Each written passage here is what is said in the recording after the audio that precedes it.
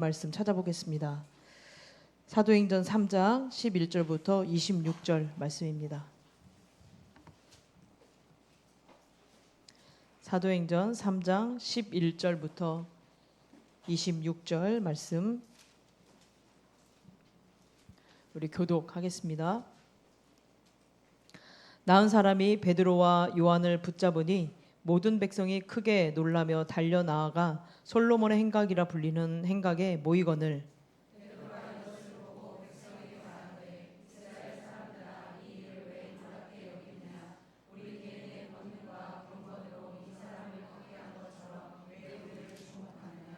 아브라함과 이삭과 야곱의 하나님 곧 우리 조상의 하나님이 그의 종 예수를 영화롭게 하셨느니라. 너희가 그를 넘겨주고 빌라도가 놓아주기를 결의한 것을 너희가 그 앞에서 거부하였으니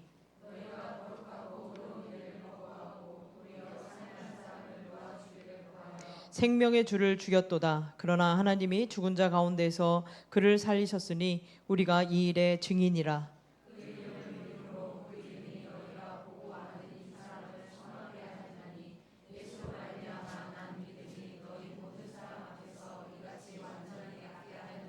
형제들아 너희가 알지 못하여서 그리하였으며 너희 관리들도 그리한 줄 아노라.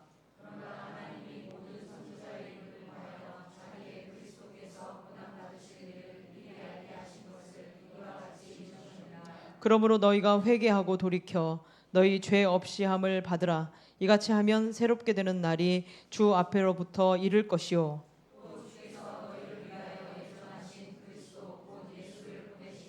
하나님이 영원전부터 거룩한 선지자들의 입을 통하여 말씀하신 바 만물을 회복하실 때까지는 하늘이 마땅히 그를 받아두리라.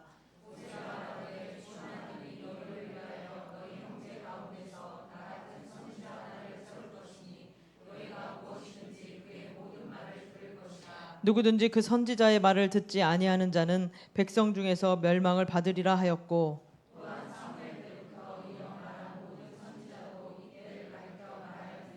너희는 선지자들의 자손이요 또 하나님이 너희 조상과 더불어 세우신 언약의 자손이라. 아브라함에게 이르시기를 땅 위의 모든 족속이 너의 씨로 말미암아 복을 받으리라 하셨으니 다 같이 읽습니다. 하나님이 그 종을 세워 복 주시려고 너희에게 먼저 보내사 너희로 하여금 돌이켜 각각 그 악함을 버리게 하셨느니라. 아멘. 사도행전 11번째 말씀 회개하고 돌이킬 때란 제목으로 말씀 전하시겠습니다.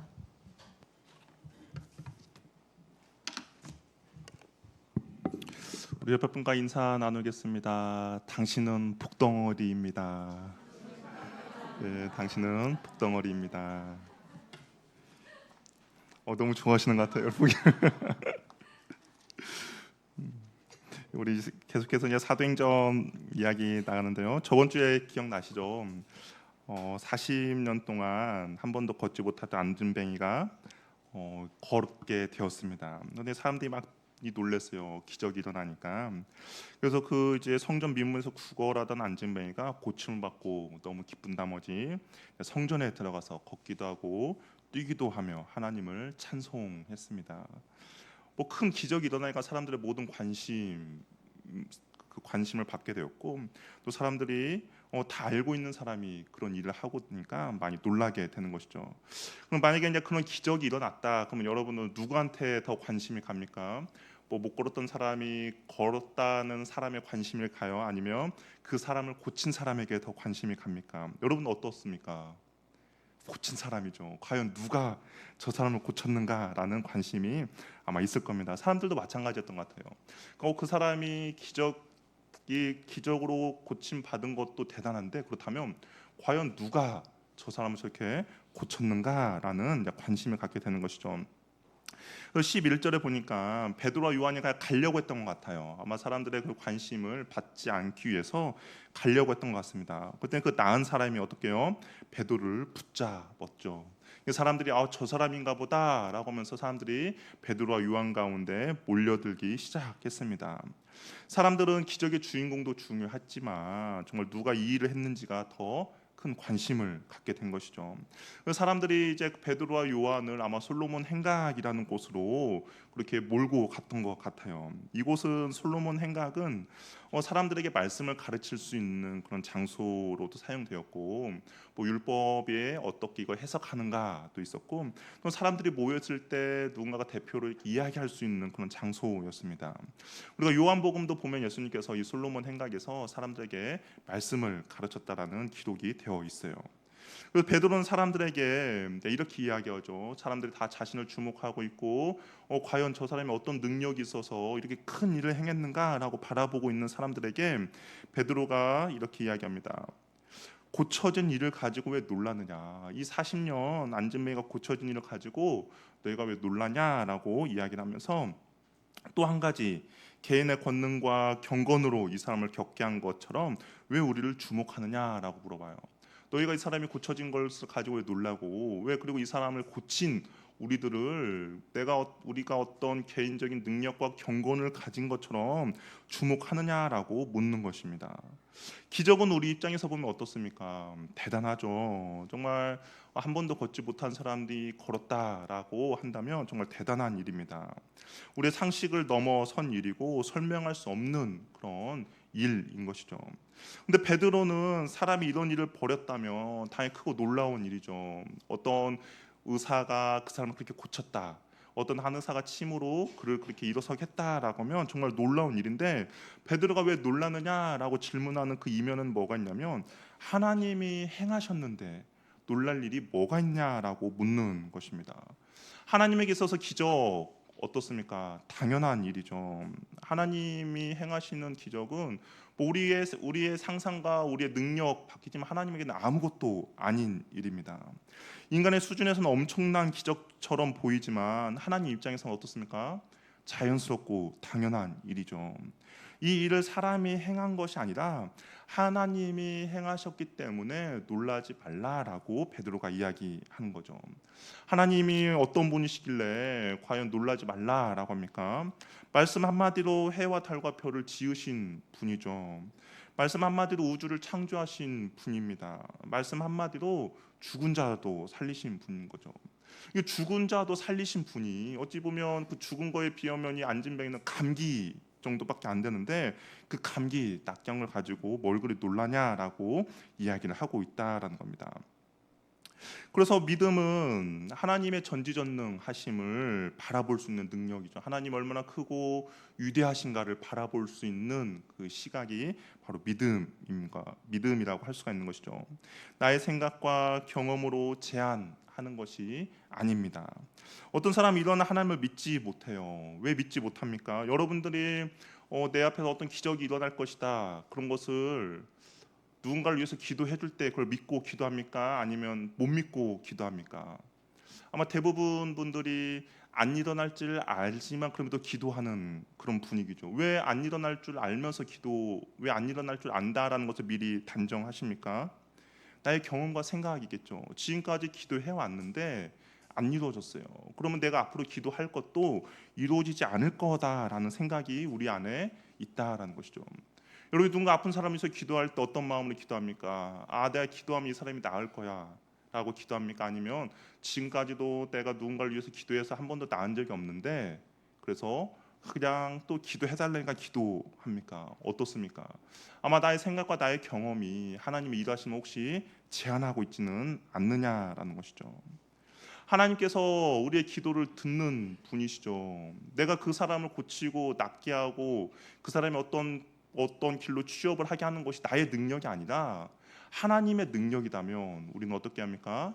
하나님을 믿고 나아가는 것이죠. 그냥 나는 그 하나님의 통로로서 사용되어진다라고 하면서 우리는 그 믿음을 가지고 나아가야 하는데, 우리는 왜 못 믿습니까? 경험과 실질적으로 일어나는 이 일로 인하여서 내가 하나님의 능력을 혹시 제한하는 경우가 있다라는 것이죠. 그러나 우리는 매일의 삶 속에서 하나님이 하실 일에 대한 기대와 소망을 갖는 저와 여러분이 되기를 바랍니다. 내가 능력이 없는 것이지 하나님이 능력이 없는 것이 아니다라는 것이죠. 그러면서 놀라지 말라라는 거예요. 하나님의 능력이 이 사람을 고쳤기 때문인 것이죠. 그러면 또 베드로가 이런 말을 합니다. 왜 우리를 주목하느냐라고 이야기해요. 이 모든 되어진 일이 하나님이 행하신 일이다라고 이야기합니다. 어떤 나의 어떠한 능력이나 이 사람을 고친 것이 나의 어떤 행함이 아니라 하나님께서 주체되셨고 하나님께서 고치셨기 때문에 너희들은 우리를 주목하지 말라라고 이야기를 하고 있는 것이죠. 나의 어떠함 때문에 일어난 일이 아님을 분명하게 이야기하고 있습니다. 기적의 근원이 나에게 있지 않다라는 것이죠. 베드로와 요한은 자신들에게 모여든 군중을 향해서 누구를 바라보라고 이야기합니까? 우리가 아니라 전능하신 하나님을 바라보라고 이야기를 하고 있는 것이죠. 저를 비롯해서 사역자들 그리고 중직자들 또 교회 안에서 이런저런 모양으로 봉사하는 사람들 조심해야 될 부분이 바로 이런 부분입니다. 내 자신을 나타내고 싶어 하죠. 자랑하고 싶어 합니다. 그리고 인정받고 싶을 때가 있는 것이죠. 그러나 우리가 해야 할 일은 무엇이냐? 예수 그리스도만 남게 하는 것입니다. 우리가 머물고 봉사하고 섬김의 자리에 나의 이름을 드러내고 나의 자취와 나의 흔적을 남기는 것이 아니라 예수 그리스도만이 남아야 한다라는 것이죠. 내가 했다고 할 때는 어떻습니까? 질투가 생기죠. 비교 의식이 생기고 그리고 섭섭한 일이 많이 있습니다. 그러나 주님께만 영광을 돌린다면 그런 일은 벌어지지 않는 것이죠. 우리의 인생이 가장 위대해진 때는 언제냐? 내가 숨고 예수만이 드러날 때인 것이죠. 그러면서 베드로는 솔로몬 행각에 모인 사람을 향해서 이제 설교하기 시작합니다. 성경을 대부분 보니까 복음서도 그렇고 사도행전도 그렇고 대부분 어떤 기적의 사건이 일어나면 그 기적의 사건을 그냥 머무는 것이 아니라 이 기적의 사건이 왜 일어났는지에 대해서 부가적으로 설명해주는 그런 설교들이 등장합니다. 앞에서도 그랬죠. 베드로가 많은 사람들이 그런 성령의 강림 사건을 받고 여러 난고 방어로 이야기하니까 그냥 난고 방어는 끝났어가 아니라 왜 이 일이 일어났는지에 대해서 베드로가 설교를 했습니다. 오늘 본문도 마찬가지죠. 이 40년 된 안증뱅이가 고침을 받았습니다. 그러면 그냥 고침 받았다라고 끝나는 것이 아니라 이 일이 왜 일어났는지에 대해서 베드로가 설명을 해주고 있는 것이죠. 이렇게 설명해주는 이유는 무엇입니까? 균형을 잘 잡으라는 거죠. 우리가 눈에 보이는 어떤 현상, 이적과 기적이 우리의 신앙을 이끌어가는 것이 아니라 그 이적과 기적 가운데 나타나는 그 하나님이 어떤 분이신지를 온전히 바라보도록 권면하고 있다라는 바라보도록 가르치기 위함이다라는 것이죠. 우리의 신앙도 이래야 됩니다. 우리가 어떤 기적과 이적을 쫓다 보면 우리의 신앙은 분명히 어떤 한쪽으로 치우쳐 버리는 것이죠. 그러나 이 기적과 이적이 분명히 존재합니다. 그러나 그 기적과 이적을 베푸시는 하나님이 어떤 분이신지를 우리가 온전히 알아야만이 우리의 신앙이 온전히 균형을 이루며 건강한 신앙을 지켜나갈 수 있는 것이죠. 그래서 베드로도 그 기적과 이적을 일어난 그 상황 가운데 과연 그것을 이루신 분이 누구신지에 대해서 명확하게 설교하기 시작합니다. 우리 13절 말씀을 같이 한번 읽어보도록 할게요. 한번 같이 읽어보겠습니다. 시작.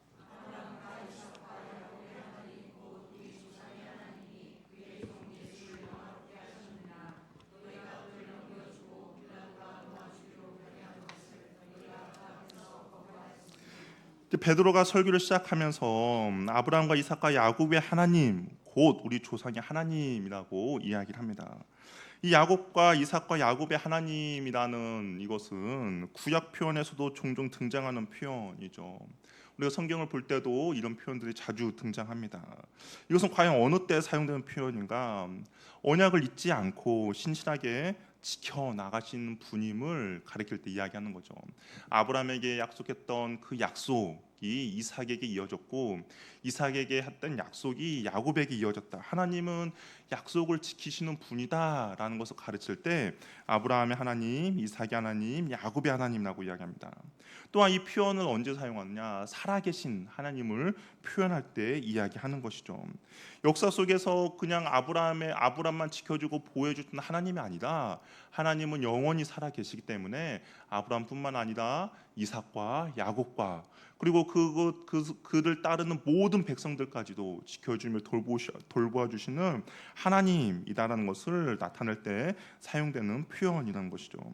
역사 속에서 살아계시며 역사를 주관하고 계시는 분임을 말해줍니다. 근데 이 하나님이 누구를 보냈어요? 예수를 보냈다라고 이야기합니다. 예수를 땅 가운데 보내시고 그를 영화롭게 하셨다라고 이야기해요. 다른 하나님이 아닙니다. 우리가 알고 있던 하나님, 우리 조상의 하나님, 아브라함에게 언약을 지켜주시고 아브라함을 지켜주시고 돌보아주시고 인도해주신 그 하나님이 예수를 우리 가운데 보내셨다라고 이야기를 하고 있는 것이죠. 예수를 보내신 하나님은 이스라엘 백성들이 모르는 하나님이 아니라 우리가 알고 섬기고 믿고 계신 분이라는 것을 이 베드로가 이야기를 하고 있다라는 겁니다. 근데 그분이 예수님을 보내주셨어요. 그러니까 우리와 전혀 상관없는 분이 아니죠. 하나님이 준비해 놓으시고 예비해 놓으신 그 하나님의 메시아가 바로 예수입니다. 그런데 그 예수를 우리에게 보내주셨는데 과연 너희는 그 예수를 어떻게 대했느냐가 13절에서 15절에 나오는데요. 13절에 보니까 그 이스라엘 백성들은 어떻게 했습니까? 그 예수를 빌라도에게 넘겨주었어요. 그리고 또 어떻게 했습니까? 거부했습니다. 그리고 다른 것을 구했어요. 그리고 죽였다라고 이야기합니다. 그러니까 13절 15절에 예수에 대해서 우리가 행한 행동이 있는데 그것은 무엇이냐? 넘겨 주었죠. 그리고 거부했습니다. 빌라도가 다시 풀어줄까 하니까 거부했어요. 그리고 나서 다른 사람을 풀어줄 것을 요구했습니다. 그리고 결국에는 그 예수를 죽인 것이죠. 빌라도에게 예수를 넘겨 주었지만 빌라도는 예수를 풀어주기를 원했지만 거부했습니다. 대신에 누구를 원했어요? 바라바를 풀어줄 것을 요구했죠. 생명을 주러 오신 하나님의 아들은 버렸어요. 그러나 이 바라바는 누구냐? 당시 강도, 많은 사람 중에 강도였거든요. 생명을 죽인 다른 사람을 원한 것이죠. 이 바라는 것은 아들이라는 뜻입니다. 그러니까 다른 사람의 아들, 생명을 죽인 사람의 다른 사람의 아들을 원한 것입니다. 스스로 영원한 생명을 포기하고 영원한 죽음을 요구한 것이죠. 그리고 결국은 어떻겠습니까? 생명의 주를 죽였다라고 이야기를 하고 있습니다. 우리가 주님께 행한 행동들이죠. 우리가 하나님의 아들 예수를 거부했어요. 생명의 주를 거부하고 어떻겠습니까? 죽음을 요구하며 그를 죽였다라고 베드로가 이야기를 하고 있는 것이죠. 근데 하나님께서는 그 예수를 어떻게 했습니까? 하나님께서는 그 예수를 다시 죽은 자 가운데 살리셨다라고 이야기를 하고 있습니다. 우리 15절 말씀 같이 한번 읽어보도록 할게요. 시작.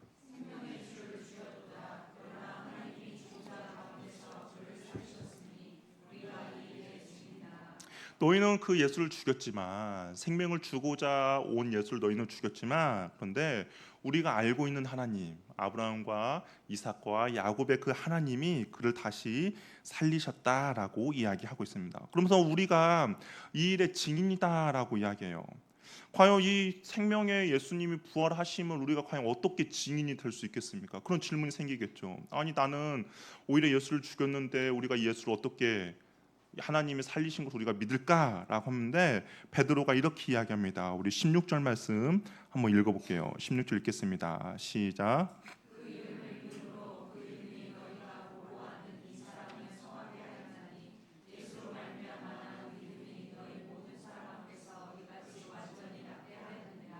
너희가 왜 예수님이 부활하셨음의 증인이 될 수 있느냐라고 하면서 16절을 이야기해요. 이 16절에 보니까 너희가 보고 아는 사람 누굽니까? 너희가 보고 아는 사람 누구일까요? 성전 미문에서 구걸하던 그 안진뱅이잖아요. 지금 이 사람이 온전히 회복이 됐습니다. 너희가 이 사람을 안다. 너희가 이 사람을 보았다. 너희가 매일마다 거기서 구걸하는 사람이야. 그런데 그 사람이 어떻게 됐습니까? 회복되었다라고 이야기하죠. 고쳐졌다라고 이야기합니다. 그런데 이 사람을 누가 고쳤어요? 예수님이 고쳤다라고 이야기를 하고 있습니다. 베드로와 요한이 그 안진뱅이를 어떻게 고쳤습니까? 내게 은과 금은 없겠지만 내게 있는 예수 그리스도 이름으로 일어나 걸으라라고 했잖아요. 그러니까 우리가 이 사람을 어떠한 힘과 능력으로 한 것이 아니라 우리도 아무것도 아닌데 은과 금이 이 사람을 일으킨 것이 아니라 내 안에 있는 예수 그리스도가 이 사람을 일으켰다라고 이야기합니다. 너희는 죽였지만 그 하나님께서 그 예수를 다시 살리셨고 그것이 너희의 증인이 되는데 이 증인됨을 어떻게 증명할 수 있느냐? 이 나아진 사람 안진뱅이가 고침을 받고 지금 너희 앞에 서 있는 이 모습을 보면 예수님이 부활하셨음을 너희는 알 것이다 라고 이야기를 하고 있는 것이죠. 그러면서 이런 이야기를 합니다. 그 믿음이 과연 뭘까? 그 이름을 믿음으로 낳았다는데 그 믿음이 뭘까? 예수로 말미암아 난 믿음이라고 이야기를 하고 있습니다. 예수로 완전히 회복되었죠. 부활하신 예수님을 믿는 믿음으로 이 안전뱅이가 회복되었습니다. 예수님께서 이 베드로와 요한에게 허락해 주신 믿음이죠. 자신들이 갖고 있던 믿음이 아니라 부활하신 예수님이 베드로와 요한에게 주신 믿음입니다. 믿음의 출발이 나 자신이 아니라 뭐요? 예수님이라고 이야기를 하고 있는 것이죠. 우리가 신앙생활하면서 이런 경우 있죠. 믿습니다, 믿습니다 합니다. 그럼 어떻게 됩니까? 일이 잘 되어집니까? 아니요. 그 믿음의 출발이 어디 있느냐에 따라서 달라집니다.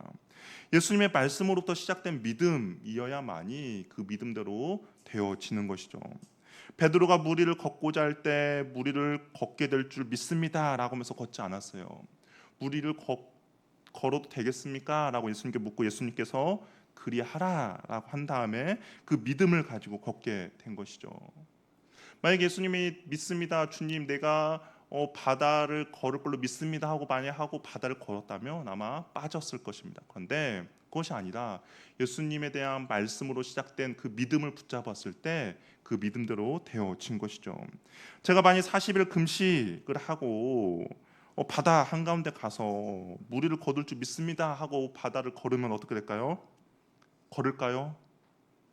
빠지죠. 왜 그렇습니까? 그 믿음이 나한테 시작됐기 때문인 거죠. 그러나 만약에 내가 금식을 하지 않았더라도 주님께서 무리를 걸으라라는 그 말씀 가운데 내가 그 말씀을 붙잡고 걷는다면 걷게 되겠죠. 그 믿음이 과연 어디서 시작됐는가를 베드로가 이야기하는데 그 믿음이 예수님으로부터 시작된 믿음이라고 이야기를 하고 있는 것이죠. 믿습니다, 믿습니다가 중요한 것이 아니라 그 믿음이 누구로부터 비롯됐느냐가 중요합니다. 나로부터 나온 믿음이냐 아니면 예수님으로부터 나온 믿음이냐 여부가 중요하죠. 우리가 적극적인 사고방식이 있습니다. 믿습니다를 외친다고 해서 산이 옮겨지거나 무리를 걷는 것이 아닙니다. 진정한 믿음은 하나님의 말씀으로부터 나온 믿음인 것이죠. 우리가 그 믿음을 붙잡고 나아갈 때 반드시 믿음대로 이루어진다라는 겁니다. 예수님으로부터 난 믿음이 기적을 일으키는 것이죠. 그렇기 때문에 우리는 주님이 날마다 무엇이나 말씀하시는지 그 말씀 가운데 귀를 기울여야 한다라는 겁니다. 오늘 내가 하루를 시작할 때 우리가 믿음을 생각할 수도 있죠. 난 오늘도 잘 될 거야. 난 오늘도 나에게 좋은 일이 생길 거야. 내가 아무리 그렇게 믿습니다라고 시작한다고 해서 내 오늘 하루가 그런 믿음대로 되는 것이 아니에요. 어떨 때 믿음대로 되느냐? 주님께서 나에게 말씀하시는 거죠. 내가 오늘 너와 함께할 것이고 너를 지켜주시고 너를 보호해줄 것이다. 그 말씀을 내가 믿고 주님 믿습니다라고 할 때 오늘 하루의 삶도 주님의 그 보호하심과 인도하심을 받게 된다라는 겁니다. 그렇기 때문에 우리는 날마다 주님께서 무엇이다 말씀하시는지 그 말씀 가운데 귀를 기울여야 하는 것이죠. 주님께서 나에게 해주시는 그 말씀을 우리는 믿고 나아갈 때 우리의 삶 가운데서 하나님께 베풀어 주신 기적들을 경험하게 된다라는 것입니다.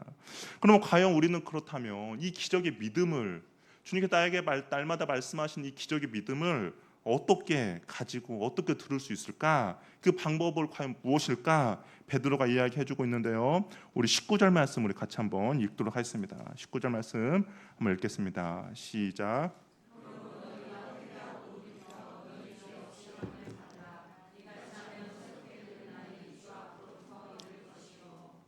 그 주님으로부터 나는 믿음을 갖는 방법이 있는데 무엇이냐? 19절 회개하고 돌이켜야 한다라고 이야기를 하고 있습니다. 회개는 무엇입니까? 생각과 마음을 바꾸는 거죠. 가치관을 바꾸는 겁니다. 내가 옳다고 여겼던 모든 가치관과 생활 습관들을 버리고 새로운 것으로 바꾸는 것이 바로 회개인 것이죠. 근데 새로운 것이 무엇입니까? 하나님께로 향하는 새로움인 것이죠. 세상을 향했던 나의 시선, 나의 마음, 나의 가치관을 하나님께로 돌이키는 겁니다. 내가 원하는 삶이 아니라 하나님이 원하는 삶으로 돌이키는 것, 그것이 바로 회개라는 것이죠. 그럼 회개하고 돌이키면 어떻게 됩니까? 오늘 베드로가 뭐라고 해요? 죄 사함을 받고 새롭게 되는 나를 주실 것이다라고 이야기합니다. 죄가 이 죄 사함을 받는다라는 표현이 죄가 흔적도 없이 깨끗이 닦아 없어진다라는 의미가 담겨 있어요. 어떤 죄를 지었든지 간에 흔적도 없이 깨끗해지는 것이죠. 지금 베드로의 설교를 듣고 있는 사람들은 베드로의 설교가 하는데 이렇게 생각했죠. 우리가 예수를 죽였구나. 정말 주님 앞에서 우리가 큰 죄를 지었네. 하나님 앞에 우리가 대적했네. 신성 모독했네. 그런 생각을 갖고 있는 사람들입니다. 그런데 그런 사람들에게 베드로가 뭐라고 하냐? 회개하고 돌이키면 죄 사함을 받는다. 너희들이 하나님 앞에 어떤 악행을 저질렀더라도 너희들이 회개하고 돌이키면 하나님께서는 그 죄들을 기억지 않으셔라고 이야기를 하고 있다라는 겁니다. 예수를 죽인 죄를 지었지만 회개하면 하나님께서는 그 죄조차도 기억하지 않고 깨끗하게 용서해 줄 것이다라고 이야기를 하고 있는 것이죠. 또한 새롭게 된다라고 이야기합니다. 이 새롭게 된다라는 것을 다른 성경에서는 어떻게 번역했냐면 유쾌한 날, 통쾌한 날이라고 번역을 했습니다. 영적으로 유쾌해진다는 거예요. 우리가 회개하고 주님께로 돌아서면 우리의 영적인 어떤 해방감을 받게 한다라는 겁니다. 죄의 권세로부터 묶여있던 우리의 영혼이 자유함을 얻게 되는 것이죠. 마귀의 손아귀에 꼭 잡혀있던 우리의 그 영혼이 마귀로부터 벗어난다라는 것이죠. 모든 염려와 모든 근심과 걱정이 해방되는 겁니다. 죄의 쇠사슬에 묶여있던 내 영혼이 해방을 얻게 된다라고 이야기를 하고 있습니다. 허물과 죄로 죽었던 우리의 영혼에 생기가 생기는 날이 바로 우리가 회개하고 돌아설 때 그런 일이 벌어진다라고 이야기하죠. 그러면서 또 어떤 일이 이루어집니까? 우리 20절 말씀 한번 읽어볼게요. 20절 읽어보겠습니다. 시작.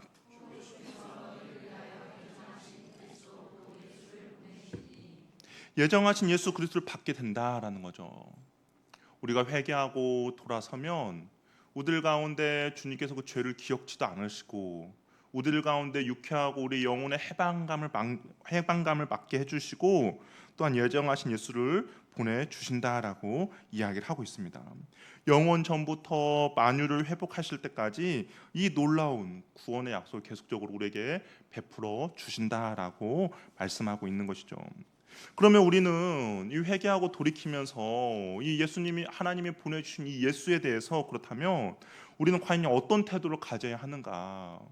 예수와 우리가 이제 동행하고 우리가 예수와 함께함에 있어서 과연 그러면 우리는 어떤 태도로 우리가 예수님을 맞이하고 예수님께 행동해야 되는가? 베드로가 이야기하고 있는데요. 우리 22절, 24절 말씀 22절에서 24절 말씀 한번 같이 읽겠습니다. 시작. 모세가 말하되 주 하나님이 너희를 위하여 너희 형제 가운데 나 같은 선지자 하나를 세울 것이더니 너희가 무엇이든지 그의 모든 말을 들을 것이다. 누구든지 그 선지자의 말을 듣지 아니한 자는 백성 중에 멸망을 받으리라 하였고 또한 사무엘 때부터 이어 말한 모든 선지자도 이때를 가리켜 말하였더라. 그 예수님께서는 너희들에게 보내주실 것인데 그렇다면 그 예수님을 대하는 우리의 태도는 어떠해야 되는가? 무엇이다 이야기해요? 그의 모든 말을 들을지어다라고 이야기를 하고 있습니다. 그래서 모세가 말한 나와 같은 선지자는 신명기 18장에 있는 그 말씀을 인용한 건데요. 모세가 이스라엘 백성들에게 이야기합니다. 나와 같은 선지자가 나타날 것이다라고 이야기해요. 그러면 그 선지자의 말을 너희는 모든 말을 다 들어야 된다라고 이야기합니다. 이 나와 같은 선지자가 결국 누구를 가리키는 거예요? 예수님을 가리키는 것이죠. 그러면 우리가 예수님을 향해 가져야 할 태도는 그의 말씀을 듣는 겁니다. 내가 듣고 싶은 거, 내가 원하는 것만 듣는 것이 아니죠. 뭐라고 말해요? 그의 모든 말을 들을 것이다라고 이야기를 하고 있는 것이죠. 하나도 가감하지 말고 듣고 즉시 순종하는 겁니다. 예수님의 말씀을 듣고 순종하는 자는 구원을 받지만 거부하고 불순종하는 자는 어떻게 해요? 심판을 받게 된다라고 이야기해요. 여기서 그가 멸망당하리다라고 이야기하는데 이 멸망이라는 것은 살려 나간다라는 의미가 있어요. 그냥 이스라엘 공동체에서 너희들은 그 예수의 모든 말을 듣지 않고 불순종하면 너희는 이 공동체에서 떨어져 나갈 것이다라고 이야기를 하고 있습니다. 그래서 예수의 말을 잘 듣고 순종해야 한다라고 이야기하는 것이죠. 우리가 하나님께서 우리에게 회개하고 돌이켰을 때 예수님 우리에게 주십니다. 그러면 우리는 그 예수님의 말을 듣고 순종하는 것이죠. 그러면 이제 우리의 삶 가운데 어떤 삶이 일어나냐, 어떤 변화가 일어나느냐, 그것을 이제 25절에서 이야기하고 있는데요. 25절, 26절 말씀 우리 같이 한번 읽어보도록 하겠습니다. 시작.